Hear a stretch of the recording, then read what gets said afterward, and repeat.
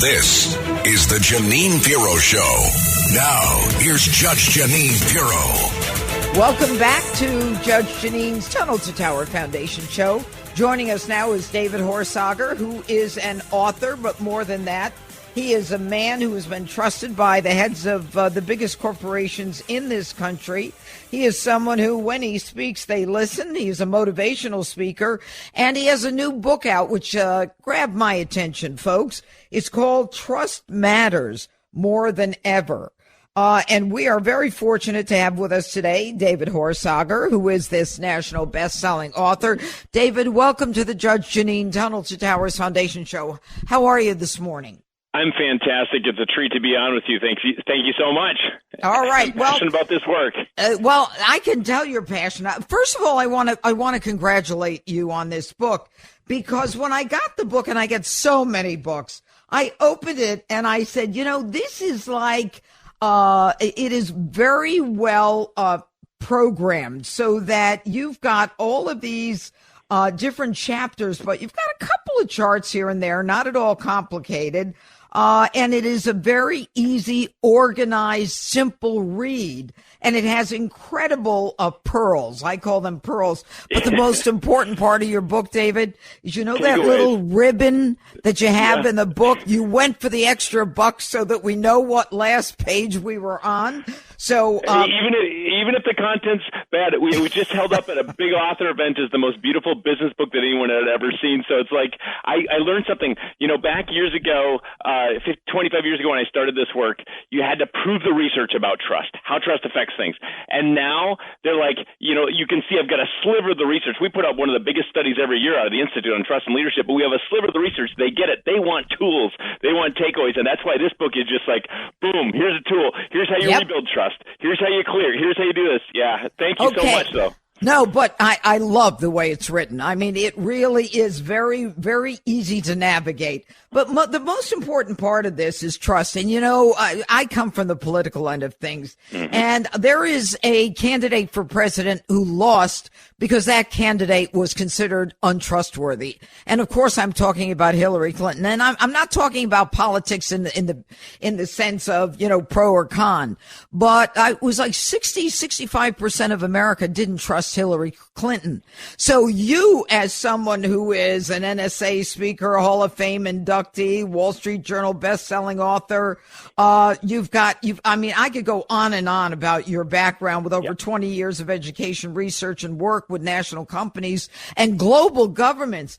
You bring it down to one simple thing: trust. Why is that so important? Well, let me tell you, I believe it's always a trust issue, and I believe the research proves it. Whether we're dealing with the president of corruption, in East Africa on corruption issues, or pro sports teams, or companies are learning, it is never when people see it as a trust issue, they can solve the real issue. And we, of course, have the framework for how trust is built. We've seen admirals use it to drop suicide rates on Navy ships. We've seen companies say they tripled sales when they used it. They gained market share when they used it. But this is the first thing, Judge Janine. You have to see it as a trust issue. So people think they have a leadership issue. They don't. The reason you follow a leader not is trust. You think you have a sales issue. You don't. The reason people buy has something to do with trust. Innovation goes up when people trust each other. Learning in a classroom only increases when people trust the teacher, the content, or the psychological safety or trust of the room more. They only trust, a marketing message is only amplified when I trust the message more. And that's what happens in these, whether it's running for president or government. And I'm on a board that brings together Republicans and Democrats privately on Capitol Hill 5 times a year. It's always a trust issue. When they see that, then we can solve against that framework that you see in the book.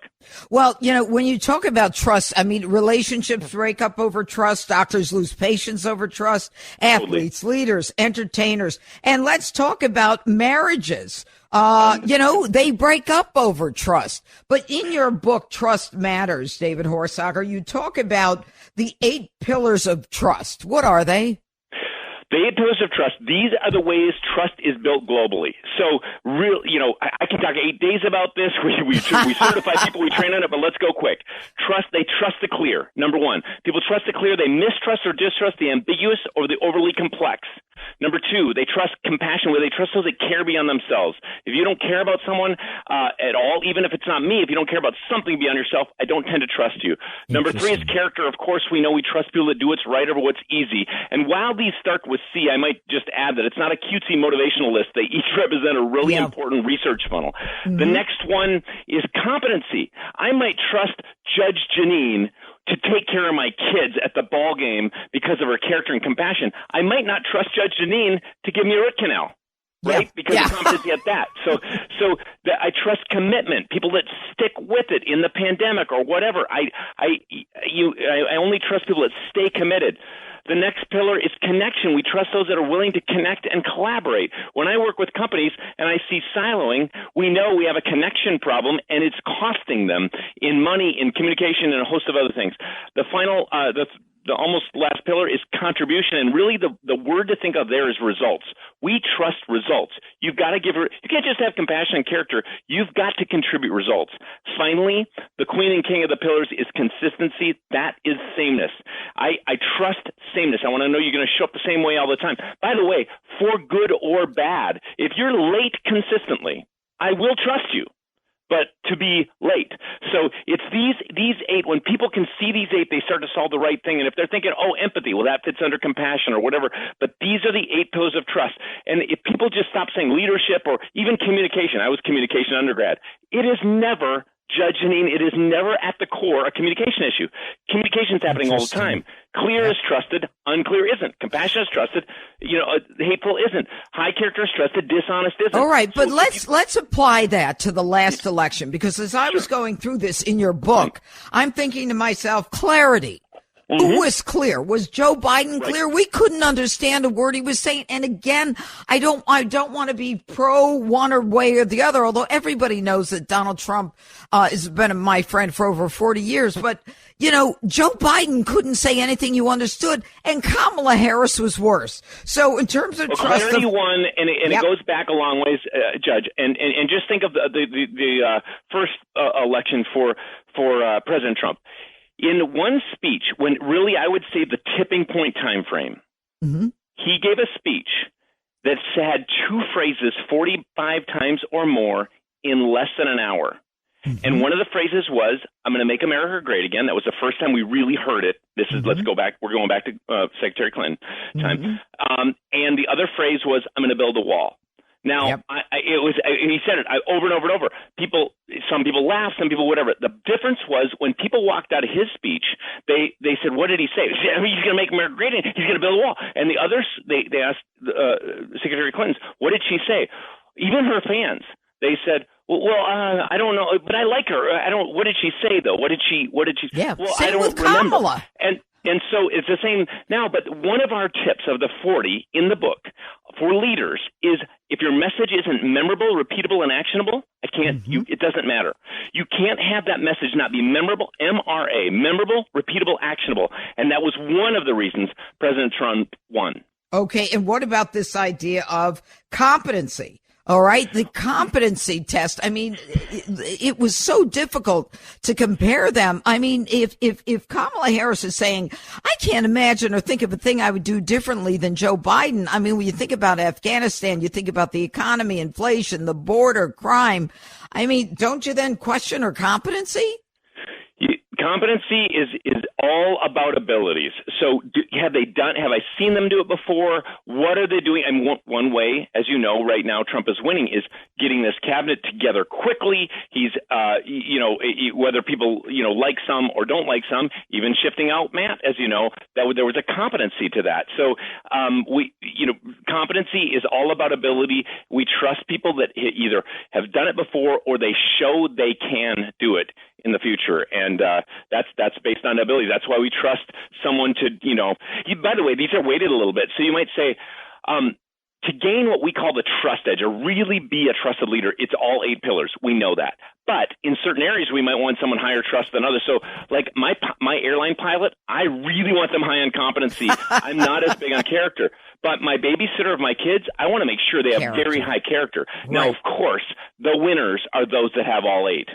Yeah. Well, in addition to that, when you think about our economy, there are a lot of Chapter 11 filings in 2024. Yes. Okay. And right at the top is Red Lobster, Macy's, Spirit Airlines. I mean, Americans have lost trust in the airlines.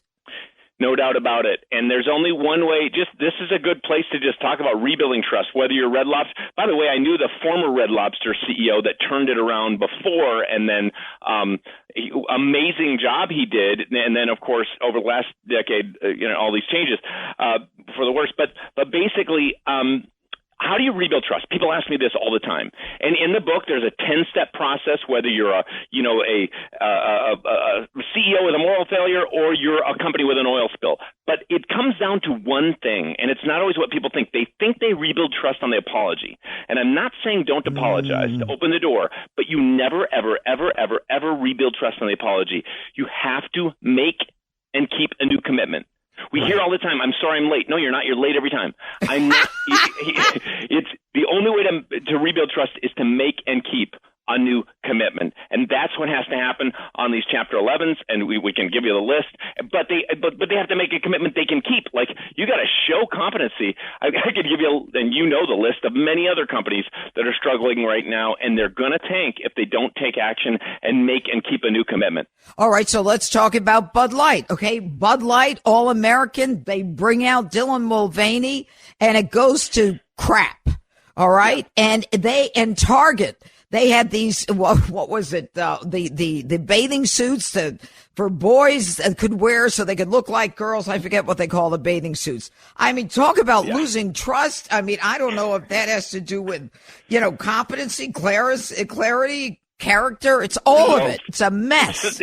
It certainly speaks to character of the company, and there's, as it speaks to all of them. But who do they trust? Who's their audience trusting? Who are they speaking to? Are they clear about that? And of course, that their audience they lost trust with their audience because they're off on the character of what people believe. Mm-hmm. All right. So, everybody thinks Bud Light is this all-American company with the Clydesdale and the flag and God bless America. And they did such an abrupt 180 that, they literally, the floor came out from under them. Now, just the other day, I saw a commercial for Jaguar. Okay. Mm-hmm. It has all these androgynous people in these wild outfits that don't look like they're from the earth. They look like they're from outer space. They don't even mention or show a picture of the car, but it's supposed to be a commercial for Jaguar. I predict if they're focusing on Gen Z can't even buy a house. They're home living with their parents. They've lost my trust. I have a Jaguar. I don't want it anymore. All right. If that's what it stands for, I'm not your gal. Well, I just read something else about them on their, it gets the competency piece and not staying fresh, relevant, and capable. So that competency, in a car, that is, we got to keep doing research. We got to keep getting better. And they've invested less than many in that exact thing, and why the quality of the car that may not be the one you find under that brand coming up. So. Well, I don't know. I don't know what it is, but you know what? They managed to tick me off. And I've driven Jaguars for most of my life, but anyway, they lost me. But why is a person's character important when building trust? I mean, when you've lost the trust, I understand that you have to rebuild it, but you said something about rebuilding it on another commitment. How do you do that? We have to decide, what can I keep, especially if people have lost trust, they have to decide what step can I take? What can I be committed to? Some people make commitments so loosely, nobody trusts them. They just say things, right? So we don't trust that. So if they want to rebuild trust, they've got to make a commitment they can keep. This is off the rails here a little bit, but it reminds me of when I lost, a decade ago, I lost 52 pounds in 5 months and have kind of kept it off. And but it was, I'm motivated. I told my team, I'll give you $2,500 if I don't make my goal. So it wasn't a bet, but I just knew I needed something to kick me in the tail and be motivated. And so I knew I speak on trust. I run the Institute. I help these global leaders. Like, if I don't keep a commitment, I'm going to be in trouble. And so I knew if I make some big commitment and shake hands with all these people and say, if I don't give you this, and whether you can afford it or not, I did not want to lose that, right? Yep. So I said, I'm going to make this commitment and figure out a way. And what happens is, if you make commitments you don't keep, by the way, a big problem is you lose trust in yourself.